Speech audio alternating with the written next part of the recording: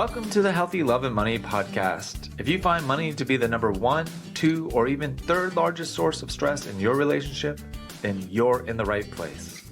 Going beyond how to budget, invest, and do your taxes, we're going to explore financial intimacy. Discover how to talk with your partner about your shared financial life. Let's take the awkward and painful out of money conversations.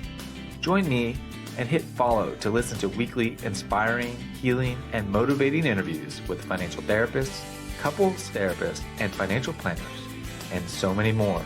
Let's go on the journey of financial intimacy together.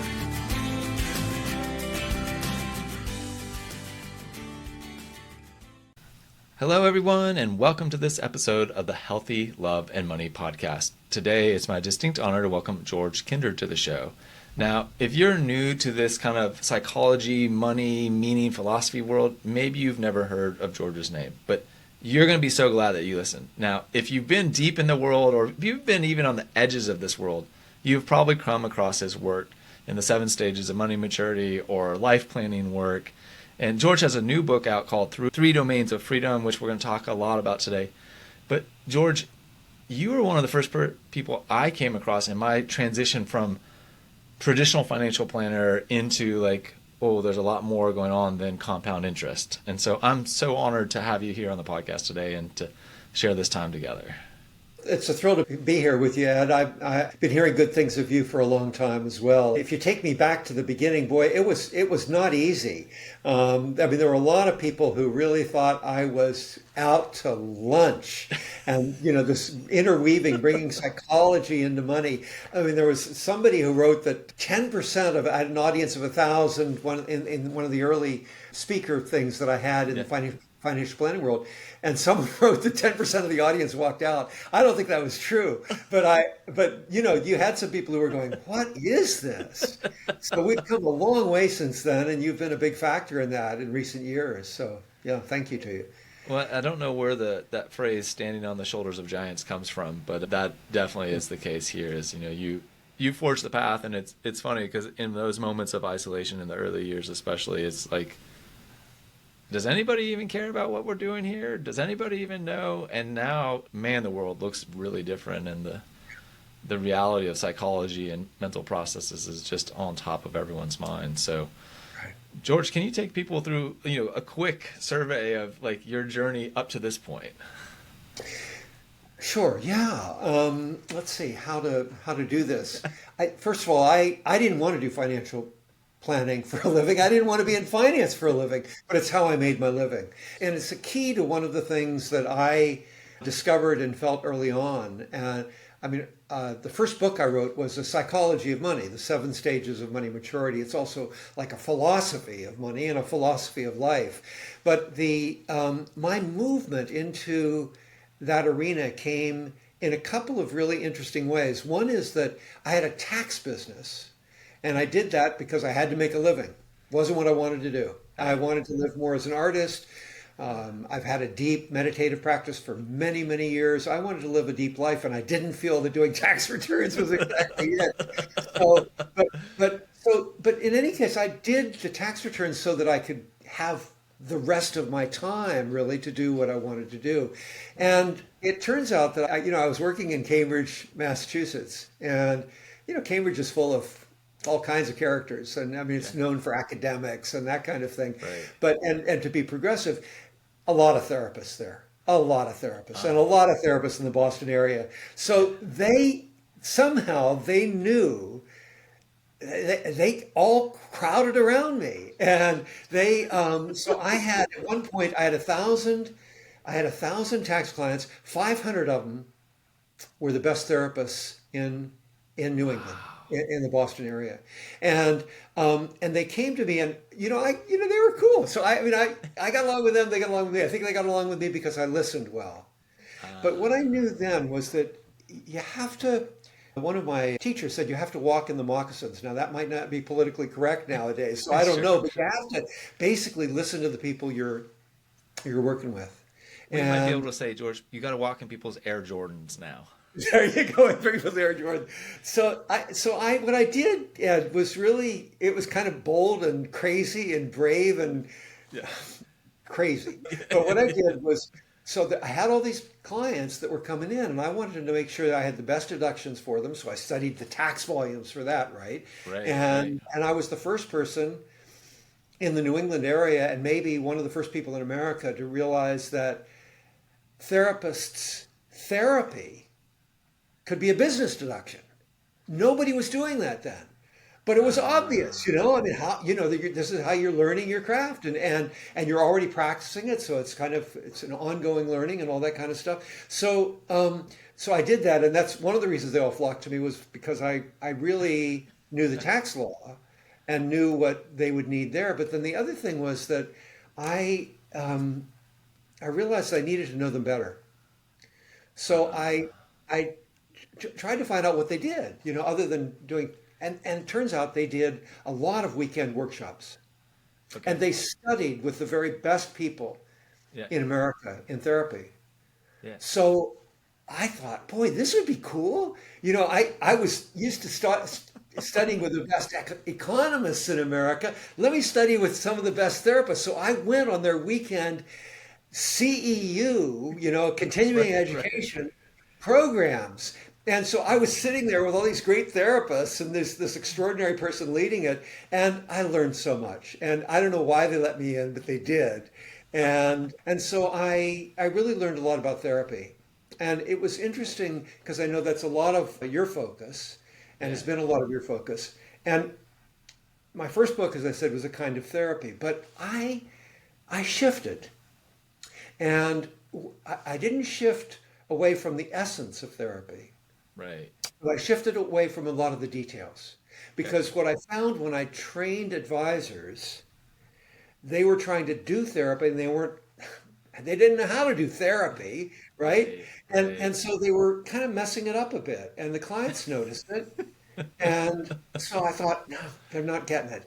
And so what I went back to, what I realized was that um, the best part of therapy is listening. Absolutely, no question about it. Right. Yeah. A great therapist just makes you feel like they hear you and you can talk about what's absolutely the most important thing in your life. Yeah. And I thought, that's what I want. If I'm going to train financial advisors, I want them to have that skill.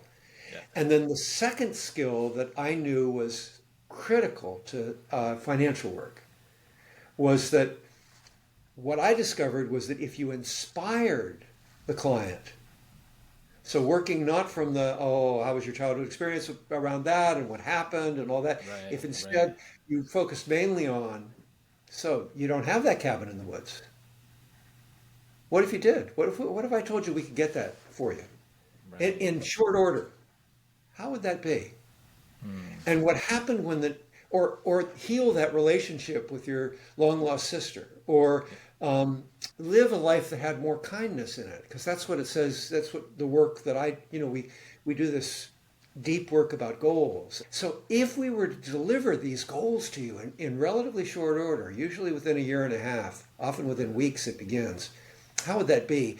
And they get so excited and thrilled that they deliver on their program. So I realized that it was useful for all the advisors to know emotions, Yeah. sadness, fear, greed, shame, all of those, The so full that as spectrum. advisors they could be there in a comfortable way when clients brought it up. But the two most important things that they had were to just simply listen in a way that would invite the client to speak. And then the second thing was catch those pieces of longing, of inspiration, of yearning, and go, let's make it happen, man. Let's go for Yeah. it. So anyway, so I shifted a bit early on and made a huge difference. Well, George, what I love and what I hope the listeners really pick up on, and that I think that the spirit is really coming out so quickly, is Yeah, that let's go after it. And right there. just the culture and community of therapy, this is not a knock on them. But there's not, and that's part of why I love financial planners, because they are goal based, they are forward looking, they are like, let's figure out how to accomplish that. Yeah, yeah, And so, there's living in both of these cultures, professional cultures, and then working with real humans and trying to figure out man, what are we doing here? How do we navigate looking backwards, living in the present, looking forward?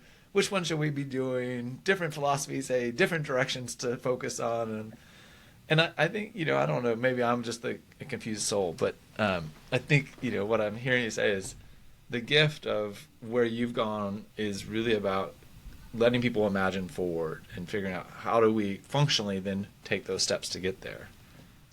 Yeah, I mean, two things about that, Ed. Right on, absolutely right on.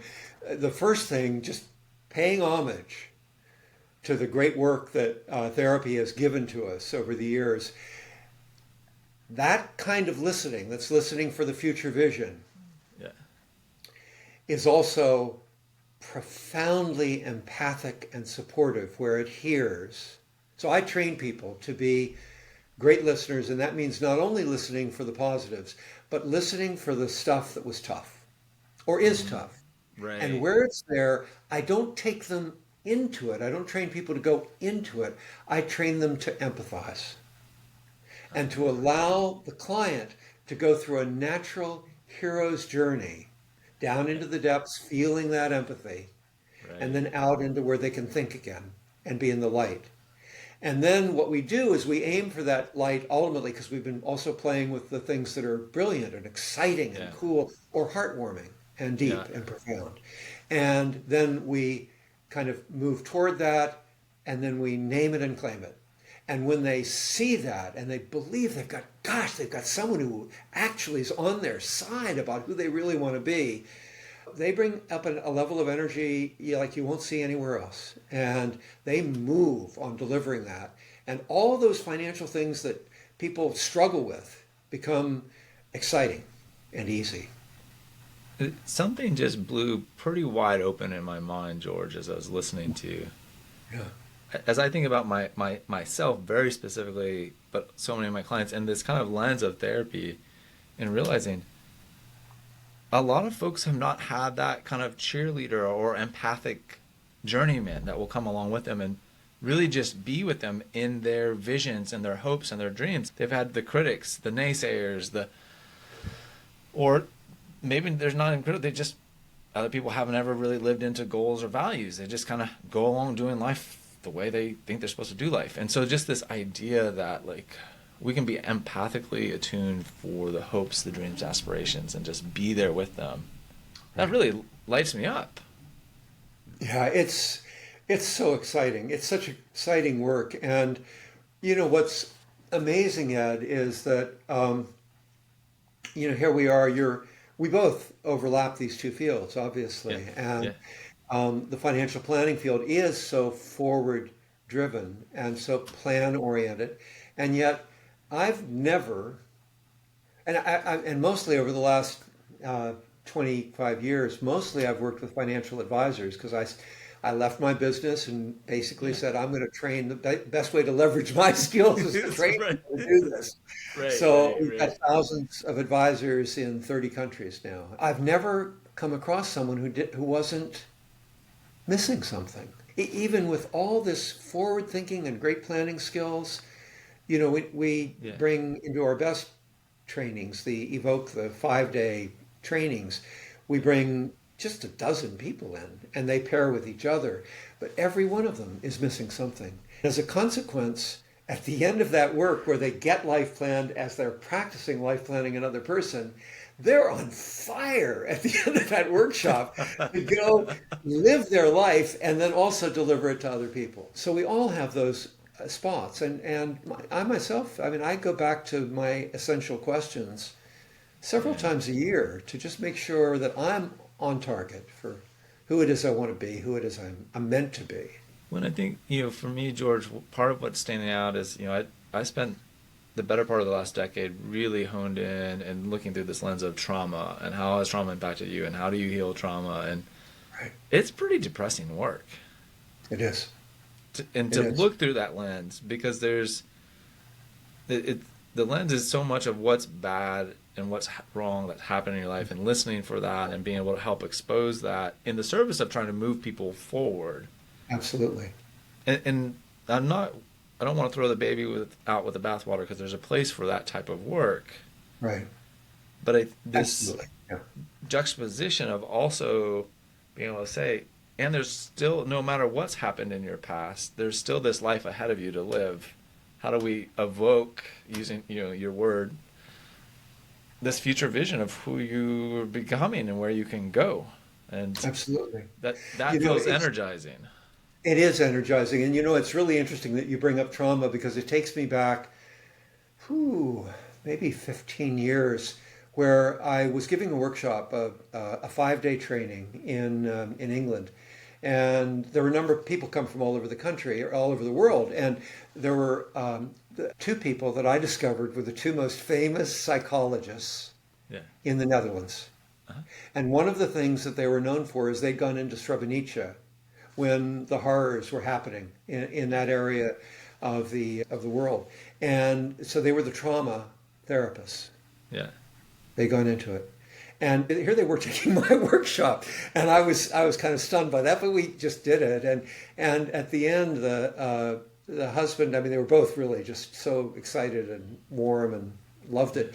And at the end, the husband came up to me and he said, this is the way all therapy is going to be. He said, this is really what we're meant to do, is to deliver people into these dreams of freedom. And what you've done here is really extraordinary, in that you empathize, so that if people have gone through trauma, they feel your support, and they feel it so deeply that they can move through it in the conversation and then come out to what their dream is, who they really want to be, what they really want to do. And that's where then we deliver them. That's what financial planning does.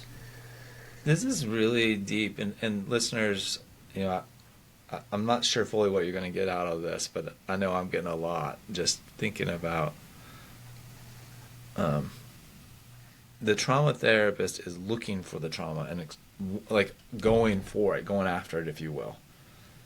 Right. But the life planner, financial planner, the way that you're framing it is acknowledges bad stuff happens. Bad stuff is in the past. It's there. And in the process of evoking the dreams and the forward-looking, we know it'll bubble up at some point. And when it does, we'll just meet it with empathy. Yeah. And then can... That's right on. And I want to bring it even more real, if I may. Sure, sure. In that the first meeting in the EVOKE process, which is the process that I've come to train people in. This was developed after 7 stages, a few years after 7 stages. The EVOKE process, the first meeting is what we call exploration. And in that meeting, we just kind of sit there. Yeah. Like some therapists do. We just kind of sit there.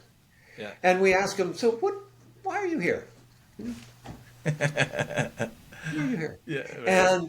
Right. And we just, and they respond. And usually, what financial advisors don't realize is that they've been driving to your office, if they're coming into your office or walking to your office, going, gosh, I hope I can talk about this, and I'd really like to get this, and I wonder if they'll listen to me about this. They're all over that. And I want to know this financial piece and this financial piece. But they've come in with real stuff. Yeah. So why are you here is a really open-ended question. Yeah. Right. And if they go too much into the finance, we go, no. If you were going to be working with me for a number of years, what would change? What would shift? Why are you here? Yeah. And then the only other question we ask in that first meeting, practically, is, you'll love this, Ed. Anything else? And then we pause, right? Like, again, it's a good therapy. Anything else? And we pause, and sometimes, or we'll ask it like, well, that's wonderful. Wow. Huh. Anything else? You have all these different ways that you share it, but you're there. We train the advisors to be there authentically in their own emotional being, and so that they are supportive and great listeners and really curious. So it's not even that we say anything about the trauma, but when the trauma comes up, we go, oh gosh, I'm so sorry. I'm so sorry. Wow. Yeah. Pause. They'll go forward if they need to. Right. So you give them that. You give them that emotional, the pauses give the emotional space for the person to go through what they need to, but they're not there to talk about their trauma. They're there to figure out how to put their financial life together. The trouble is that there's other stuff coming in, Right, right, right, right? right, right. And they're just Yes. showing, I can be here with it all. I can be here with the dark stuff and I can be here with the light.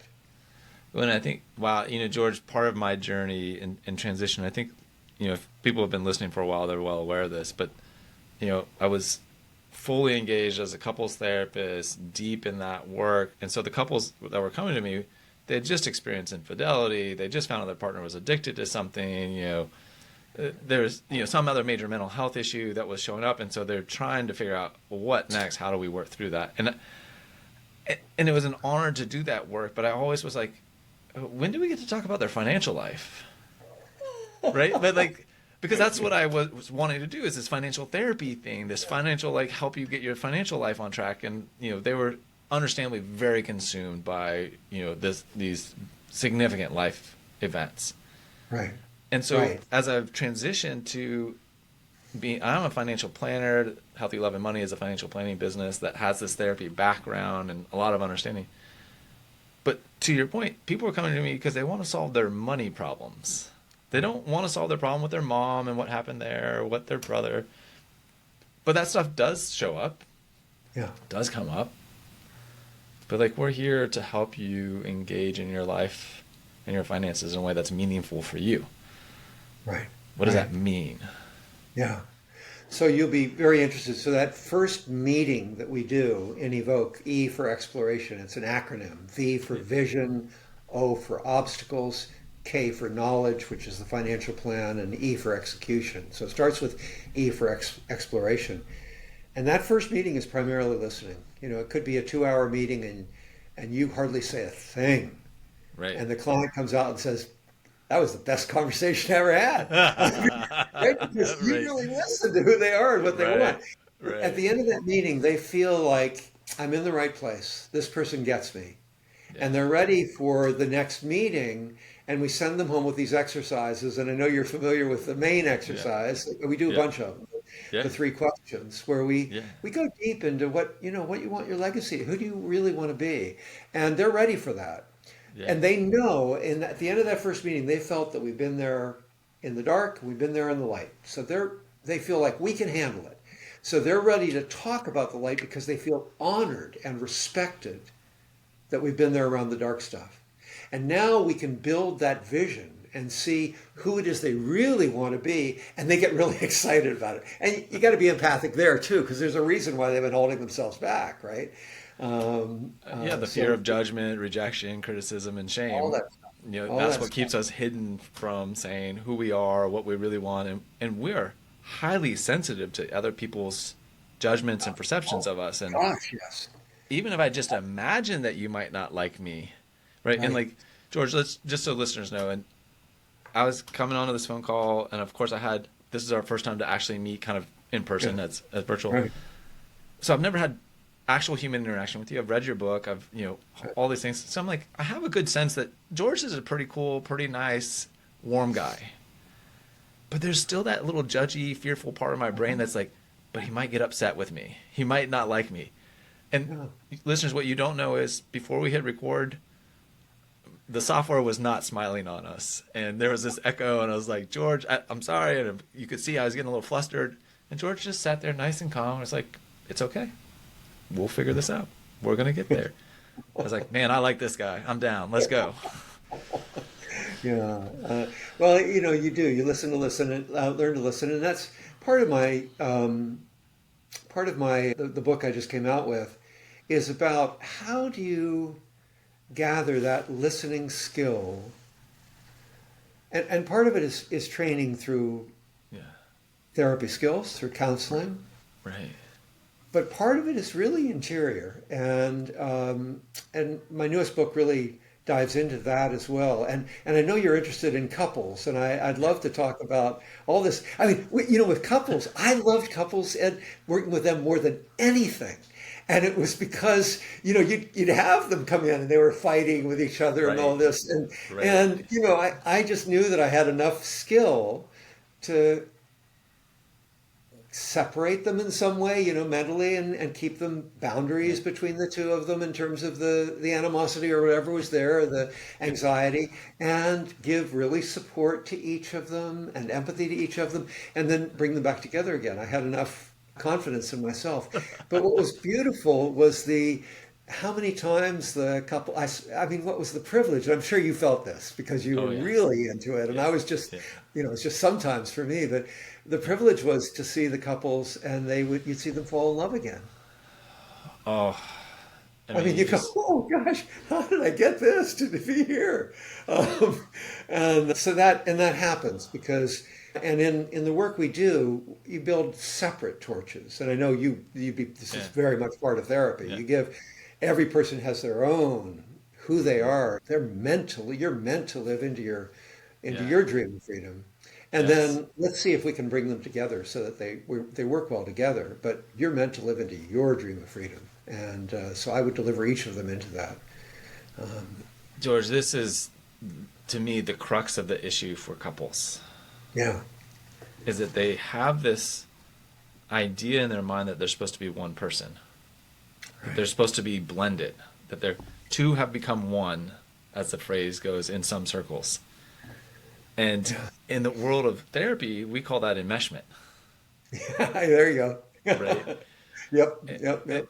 And so there's a number of different words that describe the way that humans interact with each other psychologically and relationally, Right, and how obsessed we can become with trying to get the other person to see the world the way that we see it. right. And it's a fool's errand Yeah, it is. Yeah. because my wife, 17 years later, still doesn't see the world the same way that I do. No matter how much we talk about financial planning and all the things, she is who she is through and through. And by God, she can't get me to see the world the way she does. And just, and it shows up in everyday practical things like, Yeah, what should we do with our 13-year-old and his school performance? And, right, she's like, he needs to study more. And I'm like, I think he needs to just relax more. right. And Yeah. so, it just shows up in all kinds of places. Absolutely. And if there weren't those differences, how poverty stricken your relationship would be, and how Right. rich it becomes because you have those differences and you get to share and work through, and each of you help your child in your own way, and come to respect and honor the other person, and then you go, wow, look what Maria's doing, and she goes, wow, look what Ed's doing, this is so cool. We do the same thing. I've got a couple of 20-year-olds, so I'm not that far ahead of you from that. I mean, I got a lot wider hair than you, but I'm not that far ahead of you in terms of the age of the children. Right on, right on. It's Yeah. very important that we have our differences. That's what makes a relationship great. So um, so let's build into that and talk about, okay, so husband and wife, and now we're trying to, because the other thing where I see so much anxiety come up around money in couples is how to financially provide for the kids, and whether that's public school versus private school, or saving for the future, or indulging the kids in too many toys or not enough, or I mean, there's just a lot of ways that parents have to make decisions to provide resources. My career goes forward, no, my career goes forward, blah blah blah blah blah. How do you help, in your way of thinking about things, couples to balance these competing demands, not only just between the partnership, but between caring for the next generation? there's no competition. That's the thing. I mean, I've come to realize that evolution is really about creating environments of freedom. And it's not about competition. And that's one of the things that has gone wrong in a way, and why we're seeing this incredible polarization that's happening. So the craziness in society is happening a lot because we've bought into that. That's not right. And competition's important. There's important elements to it in our lives. It's a real reality. But what we do is we build two buckets of enthusiasm. We build two torches that are so blazing. And the couple looks at the others and goes, boy, I want you to get that. That's right. Yeah. And that's part of the falling in love again. And so it doesn't become a competition. It becomes you're more able to negotiate because you realize that your partner absolutely loves who you intend to be, who you really want to be. And that's where that's the V of EV, the visionary part. And if your partner is absolutely in love with who you want to be and wants to be totally supportive of it, you'll have your differences, but those differences will be things you can talk about and with respect, because you don't feel somehow that they're undermining something that is profoundly valuable to you. Right. That's not happening. They value what's profoundly valuable because that's where those two torches are. They're about what you really stand for and who you really are. So when you have differences in the education of kids or something, they'll, there may be a little bit of grit there and a little bit of competition between the two of you, but they kind of, they're curious and they'll listen and they'll watch and you do your thing and you're the same way with them. What happens is, and sometimes you have long conversations that build an understanding around it, and sometimes you just watch and see, oh, that's how Ed's doing it. Oh, that's pretty cool. And so it's not so competitive in that way. And in a similar way about the finances, if you've got an advisor, a mentor, and we do, life planning, if you've got a life planner who Right. really clearly is on each of your sides to deliver your life into the world, they're not setting you up as a competition. It's not an either or. It's a Right. both and. That's, so it's incredible. Yeah. As you talk about that, I'm thinking about a couple that I've been working with recently, and I really love both of them. And, Yeah. and I generally love pretty much all of my clients. There's a few that are a little more prickly, a little harder to love, Yeah. but we're humans. So, um, Yeah. but and just thinking about this one couple in particular where we're still relatively new and working together, and there is that sense of competition, and I'm battling to get my needs met, and the other person is more silent, doesn't battle much, but it Yeah. is that Yeah. continuing to, and that what's unique about working with couples when they're early in figuring out how to shift from competitive, getting my needs met, to like Right. collaborative, we're working together, is man, they try to get you to be on their side. Right. And Right. it's relatively easy to get swayed over there and having to Absolutely. come back and sit in the middle and say, yeah, I hear how you might really want that. And I'm really curious about, who is your partner? What are they really about? What do they want? The way we've solved that problem, you're right on. This was one of the reasons why I got concerned early on with the number of the financial advisors who were following my work and had taken the 7 stages work, was that they were getting pulled in that way and they didn't really quite know what to do with it. And so what we do as I say, in the first meeting, it's very supportive, Yeah. has a therapy-like element in that the listening is as profound as it gets. It's just Yeah. really good listening. And then but the second meeting is building the dreams.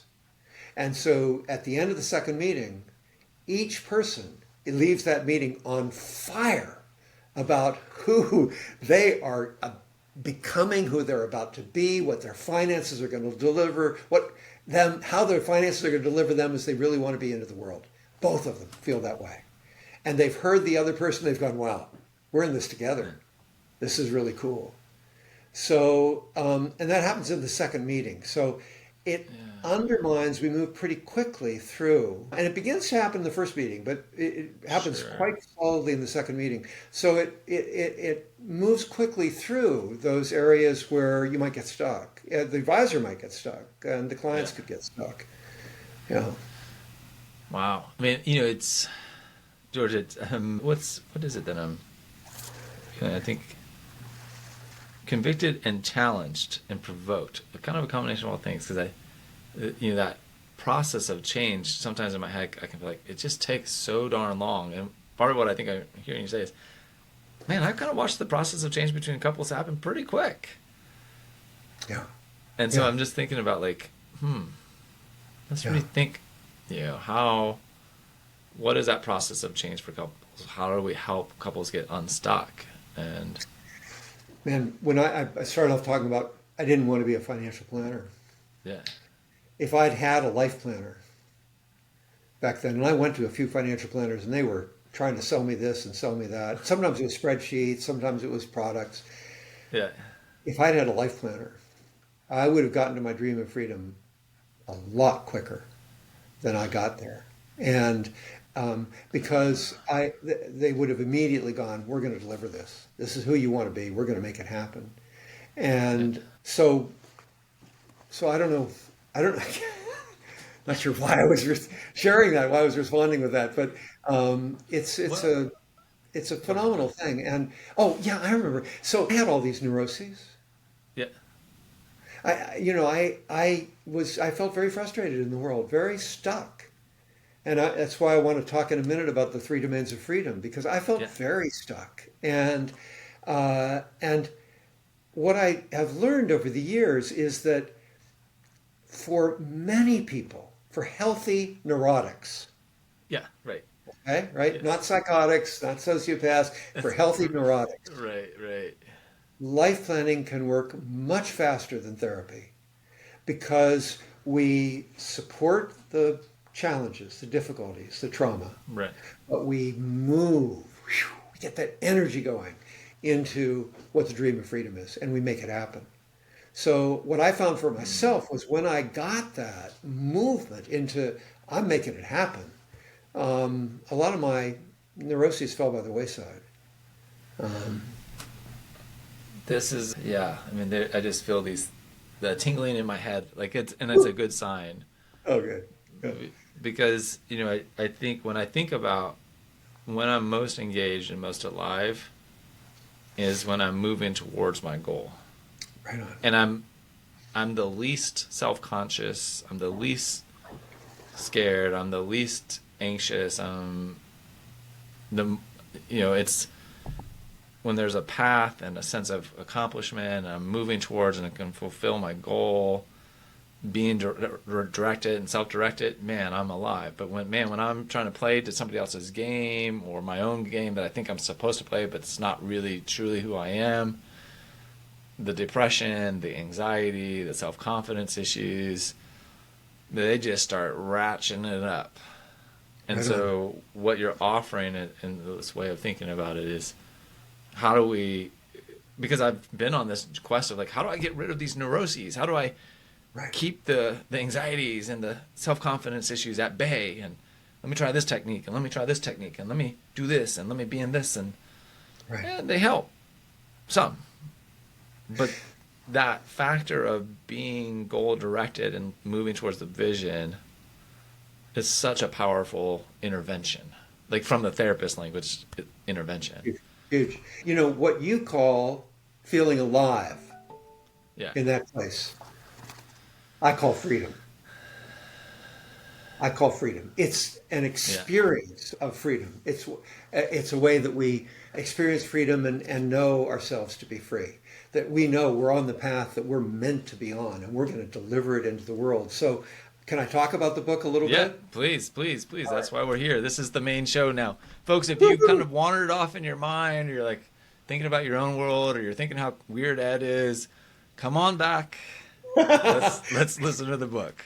Well, I mean, I want to integrate this with couples therapy because as I Yeah, said, I loved doing that work, and it's so much fun talking with you. I know we could go on for hours probably yeah, doing this, yeah, yeah. but the book is called The Three Domains of Freedom, and the second domain is called Your Life is Yours, Right. and that's what we're talking about here. Those two torches. Your life is yours. It's not your partner's.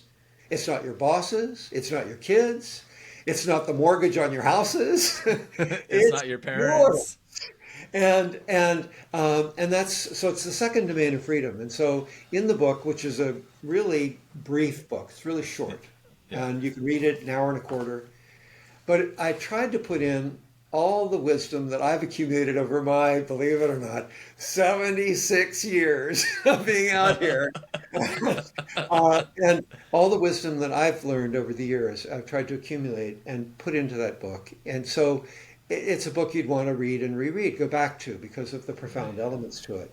So the whole second uh, chapter, there's really three main chapters, is Your Life, Yours. The three domains of freedom. The secret to it are threefold and are the subtitles. The first subtitle is Each Moment is Yours. And the second subtitle is Your Life is Yours. And the third subtitle is the one we're all really wrestling with right now and feeling very troubled by, which is Civilization is Yours. Mm. It's not, the billionaires or the big corporations or the big governments, whatever it is. It's not, it's not, It's not it's the yours. Republicans. It's not the Democrats. It's Exactly. It's yours. And how do we make that happen? So bringing it back to couples and financial therapy. So I cover each of these kind of equally. I've taught mindfulness for almost 40 years now, and I've been a practitioner of it for over 50, yeah. and do it several hours a day. So I'm Okay. deep into it. Yeah. And one of the things that I learned over the years, I've learned a lot. I still got a lot to learn, by the way. I feel that way, and mostly I got to learn from you, Ed, and from everybody that I meet. I feel like Yeah. I've got so much to learn. But the one of the things I have learned is that mindfulness is a practice toward the mastery of the present moment. Mm. People think it's about reducing stress. Yeah, sure. It's about gaining focus in your life. Yeah, it does that too. Yeah. People who are more subtle with it will realize that it's about developing emotional intelligence, and that really happens there too. Hmm. But the reason all of those things happen is that it's about the mastery of the present moment. And if you think about it, what else is there? One of my trick questions for clients about freedom is, have you ever experienced freedom, in the past sometime, walking the beach or making Yeah. love or doing something wildly creative? And I have had audiences of 1,000. I get them all to raise their hand. I tell them it's a Yeah. trick question, Yeah. and I go, well, y'all got it wrong, right? Because none of us have ever experienced freedom in the past. We've only ever experienced it in the present moment. So here we are, and you're doing financial therapy, you deliver people, or you're doing life planning, what I Yeah. call life planning, and you deliver people into their dream of freedom. Yeah. And they've got it. And you just talked about that thrill of moving toward what it is that you most want in life. But there's still those moments where Helene or Milton come through your door, right? Right. Or it could be your kid comes through and you can't believe what it is that they've gotten into. Or you get into something with your spouse or, the business Yeah. or whatever. And those things happen. So, and even in a day, we have our discouragements. Sure.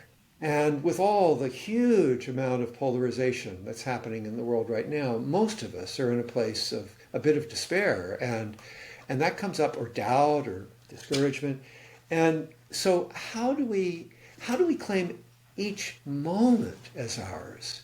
I came to realize is there are three domains of freedom. One is in every single moment you have a right to be free. You're born to be free. We're born as human beings to be free. We know that as human Right. beings. And your life is yours is this trajectory. You and I have been talking about this hero's journey of moving toward the narrative, into the narrative, living the narrative of who we really believe ourselves to be, but still there are all those moments. Yeah. So my passion is to bring freedom everywhere and in every possible way. Yeah. So one of those ways is each moment is yours. How do we do that? So I talk about that. That's the first domain of freedom in the book. There's a lot of emotional intelligence there because in order to Mm. be here, you can't be with your neuroses, right? so, so Yes. you got to come to terms with your anger and sadness and fear and jealousy and humiliation and all the rest. Yes. And then, can I just go on? I mean, because the third one is the one that is the most important right now for us as we're going in America into this time of turmoil, of election. We can't believe it. And civilization is yours. So I've been doing this work on civilization for a number of years. My last book was called A Golden Civilization and the Map of Yeah. Mindfulness. And I went on a world tour because my hunch was that everywhere in the world people wanted the same thing. Yeah. And the same thing in America. Everywhere in the world people wanted the same thing. And so I went around and I asked them. And I had a workshop to design so they could actually share. And Yeah. they designed the world they wanted. Every world they created had democracy, had kindness, Mm. had vitality, had less inequality, had adequate health care and shelter and all the rest, adequate food, had, the basic stuff that we know is right, and had institutions that were trustworthy, had news that was truthful everywhere I went in the world. They all had the same thing. And then COVID hit. And I got long COVID, which was a real challenge. So it knocked me out in two ways. I couldn't travel and keep going around the world and building this. But it got me to thinking, is there a simple way out of this? How can we claim civilization as ours?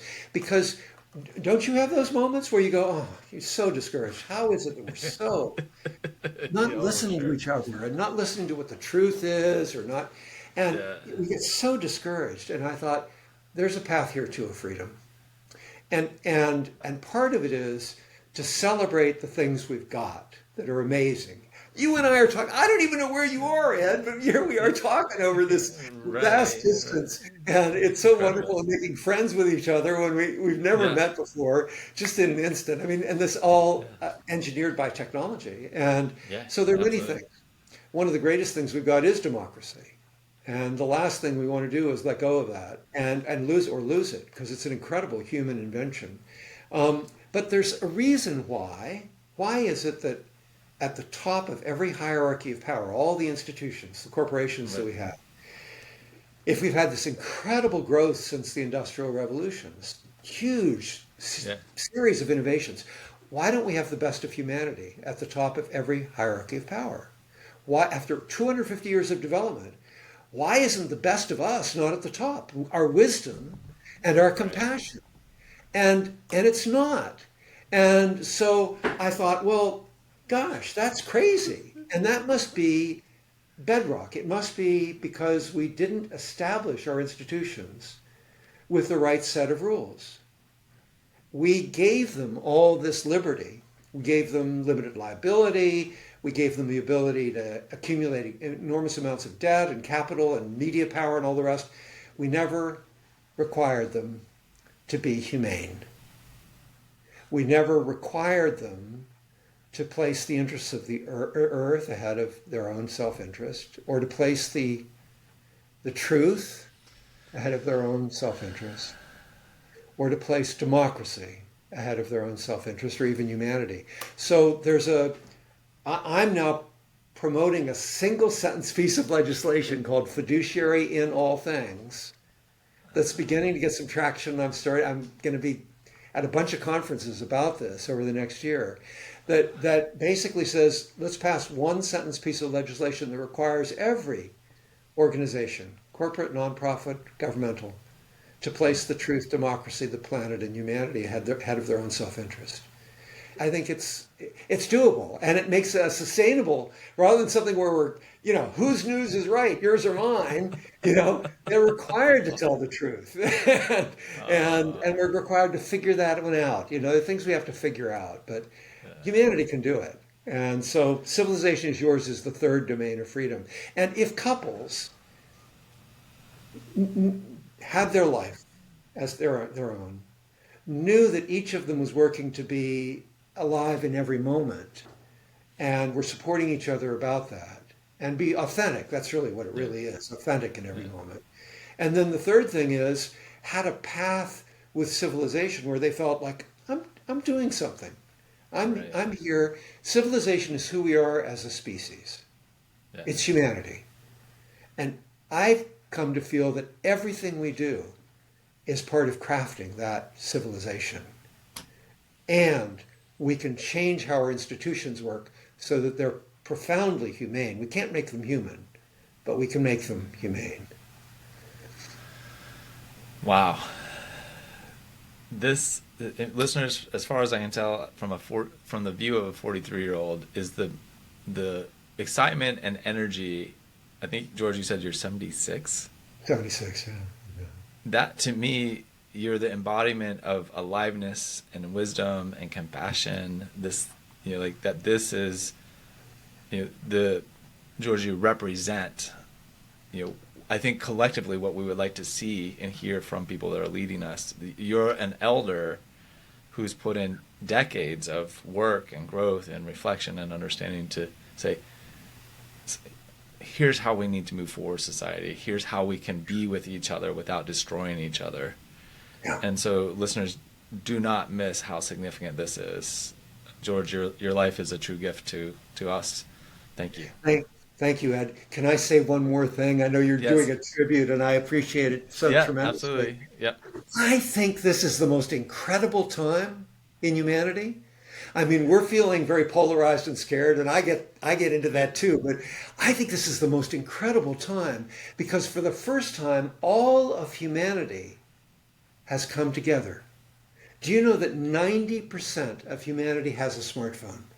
Yeah. Imagine if the smartphones gave you the truth, the whole truth, and nothing but the truth. Wouldn't you be able to vote? You could debate and all that. You'd be able to vote. And suddenly we're all together and everything we do is happening as a species. So what's happening right now is we've come together as a species, and before, the best has been a competition of your nation, my nation, your religion, my religion, your gender, my gender. No, we're coming together. It's a whole world. We're a whole people. And this is the most exciting time because the earth is really demanding of us, and this time is demanding of us that we bring it together and that we create a civilization that's sustainable, that's diverse, that's creative. I mean, it's incredible. So anyway, I'm excited about it. It's not without its challenges, that's for sure, but we can make a difference. Yeah. If you're not leaving this conversation inspired, just go ahead and start the podcast over because that's the best I've got for you. I mean, I don't know what else to tell you if you don't feel inspired. But George, thank you so much for all the work you're doing. Obviously, we'll have a link to your book in the show notes as well as your website and all the incredible work you're doing in the world. And man, what an honor and a great. This recording is being done on a Friday afternoon at 4 o'clock, 5 o'clock Eastern, so it's the end of the day and like capstone for sure. Woo! Thank you so much, Ed. I heard great things about you and you've delivered, and it's been really fun just getting to know you personally during this time. Thank you so much. I invite you now to stop for 5 or 10 minutes and reflect on what you just heard. Maybe even journal about it. Give yourself the time to consider what you just heard and what it means to you. By giving yourself the time to reflect and integrate what you just heard, it will help you along your journey of learning, healing, and growing towards financial intimacy in your life. Please like and follow this podcast and share with someone that would benefit from being on the journey of financial intimacy. Wishing you healthy love and money, Ed.